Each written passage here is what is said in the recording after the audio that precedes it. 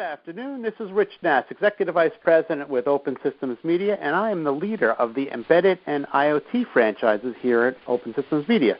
I'm here for this week's installment of 5 Minutes With. This week, I have the pleasure of speaking with Alan Grau, and he is the president and co-founder of Icon Labs. Good afternoon, Alan. How are you?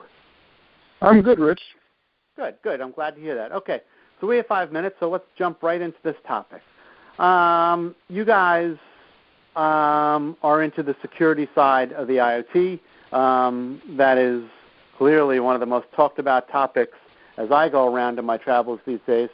One of the things that I find people struggle with, people in our space are struggling with, is that the end users who ultimately have to accept or reject these products are finding it difficult to update the security on their connected devices. So my question for you is, I'm assuming you're seeing the same thing. What are we as an industry and you as one of the providers of this technology doing about this problem? Well, that's actually a really great question, Rich, and actually quite timely. A week or two ago, there was the big cyber attack on the East Coast that knocked out a number of websites, and was actually a coordinated attack using a large number of IoT devices, several hundred thousand IoT devices that were turned into a large botnet that created this attack.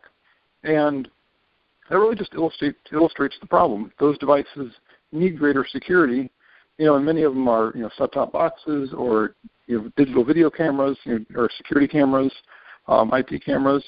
And the users really have no way to update them, or if they do, they have to get a USB stick from the manufacturer and go through a very manual process that, for the listeners of this, this broadcast can probably manage, but someone like my mom, would never be able to do that sort of an upgrade.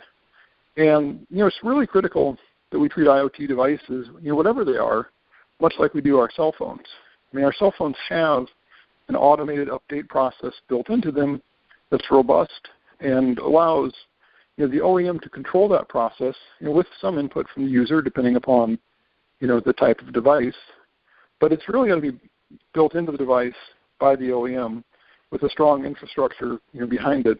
And that, adds value not just for the security side of things and ensuring that the devices, you can put out security updates, but other feature updates that come along as well. Is it fair to say, though, that we are a reactive society and nobody seems to really care all that much until there's an incident? And then, in many cases, it's too late.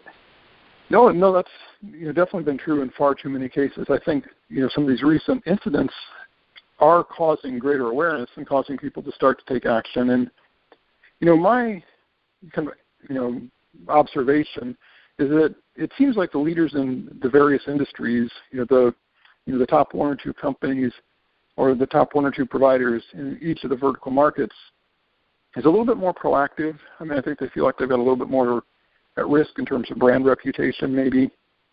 And they probably also have, a little bit more in terms of resources to dedicate to this problem. And there's, so some companies are starting to be more proactive and less reactive. But overall, no, I think that's part of the problem is, too many companies have been too reactive and focused on, other issues and not taking security as seriously as it needs to be taken.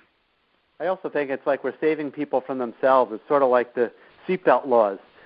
This security is available, but people have to take that step. And I know, like with the phones, for example, the updates are there, and people keep saying, no, I don't want to do it now. I don't want to do it now because it'll change my interface or it'll do something else. Do we have to force people to do something to make this work? No, I think we do, ultimately, whether we like it or not. Many of the safety features, you brought up the seatbelt laws, and many of the other safety features built into automobiles today are the result of regulation. And ultimately, I think that's where this is going, that, over time, either standards committees, creating industry standards that companies have to follow, or maybe a combination of that and legislation, is going to force companies to really take action. And some companies are going to be ahead of the curve, and some are going to be left playing catch-up as those regulations start to come into play. We're starting to see, there's certainly industry standards, in aviation, in industrial automation, in some of those fields. And we're starting to see that more broadly. Medical devices is another good example. But we're also starting to see legislation around cybersecurity for automotive. We've seen there's a bill called the Spy Car Act that's been introduced. It hasn't turned into legislation yet, but it's in the process. But ultimately, I do think it's going to be, in many ways mandated through legislation. But do we really want the government involved? Say it isn't so. Well, as a technologist, my belief is that the industry should lead the way. And if we really are proactive and solve these problems, then either we can help shape legislation or ensure that the technical solutions lead that process, or maybe you can avoid it altogether. So I'm certainly not a fan of having government legislation drive technology standards, but I think if we fail to address it as an industry, that's where it will end up. All right. It has to be, because I'd rather have the government involved than we have people hacking into my baby cams, which I think was how they got in that attack last week, right? Well, that was one of them. There were a number of different types of devices. Baby cams were one, but there were some other IoT devices as well. But yeah, there are technical solutions. People can solve these problems and certainly make it much more difficult for hackers to break into these devices. If the companies will just make the investment and ensure that the security is built into the devices. Okay. Well, only time will tell, and hopefully there's a secure future for all of us. I'm afraid we have used up our 5 minutes. That was Alan Grau. He is the president and co-founder of Icon Labs, and I'm Rich Nass with Open Systems Media. Hope you have a great day. Thank you, Alan. Thanks, Rich.